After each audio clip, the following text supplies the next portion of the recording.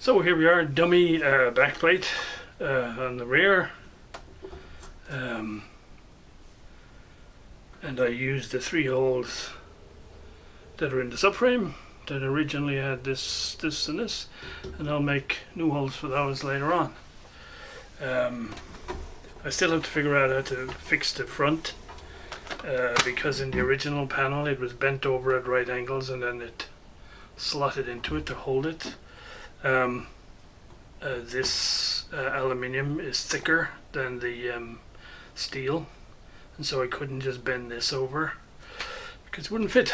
So I'll have to think a little bit more on that, but this is the basic, and so far so good. So far so good. I'll obviously have to do side panels to fill the gaps here, but they don't quite need to be the whole way up, so long as they go from the bottom to somewhere just up above here, we'll be good. Okay, so I've cut off the flange along here, I've cut out here to allow for the VU meter, and I've left some bracket here for rigidity, and here also.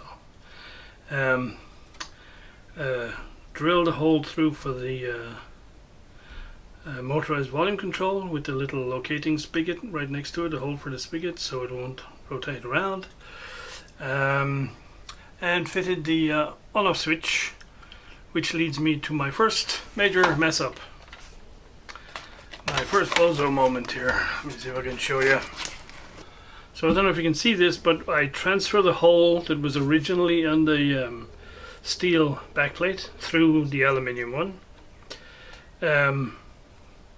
But when I fitted the on-off button, it's much smaller than that hole. And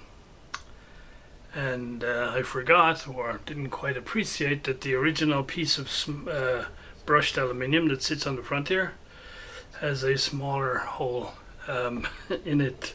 So I'm gonna have to make at least something to cover up this hole. So it's not a total disaster. Bloody annoying though, bloody annoying. Well guys, after hours and hours of metalworking, which I claim no great expertise at, I think we're almost done with the front panel. I'm relatively pleased with how I managed to cut out this opening for the VU meters. Probably a little bit of tweaking to figure out how I permanently mount the VU meters. They're just, if you like, held up against the frame with this little bit of wood behind them for now. And then I decided to go with the smaller 3mm LEDs rather than the bigger ones for the indicators, and then the A out and the B out on the bottom here, and I'll probably have to drill the center hole out a little bit for the infrared detector. To fix my little disaster over here with this hole being way too big, I think what I'm going to do is, when I have the switch screwed in, I'm just going to put a cover plate over this with the correct hole in the center, and then I'll probably just glue it on with something that isn't going to be too permanent, just in case I ever need to get that switch off again, which I hope I never need to do. So yeah, this plate is 2mm thick and it's just a little bit on the heavy side, but I mean, I wanted it for, you know, rigidity. But yeah, it's amazing the difference between 1.5mm and 2mm when it comes to actually trying to work this stuff. However, I did learn a little bit, so I have myself a new little gadget when it comes to do the side panels. Let me show you that. So I started out with a regular nibbler, and this one will do. I think it kind of says 2mm is your max with this, and to cut that length of sheet metal with this thing, well, I'll put it this way, you end up with one arm a lot bigger than the other. which might people to draw altogether the wrong sort of conclusions. So I thought this is not sustainable going forward. So I found this guy, and this is a rotary nibbler. So you hook up your drill to this side of it, and you have a little nibbler cutter that runs up and down here, and it cuts a 4mm wide slot, which is double the width of this one, but I think this is far more humane way of doing it. And so when I come to cut the sides, this is what we'll be using. So I'll hopefully set up a demo of that when the time comes. Interestingly, I read all the documentation that came with this thing, and so I thought, okay, I know how this works, and so I tried it out on a little bit of aluminium, and then on here it says, important, always apply oil to the path of the cut, especially on aluminium or aluminum. And it didn't say that anywhere on the rest of the documentation. Luckily I didn't cut very much, so hopefully I haven't done any damage to the cutter. So this is where we're at.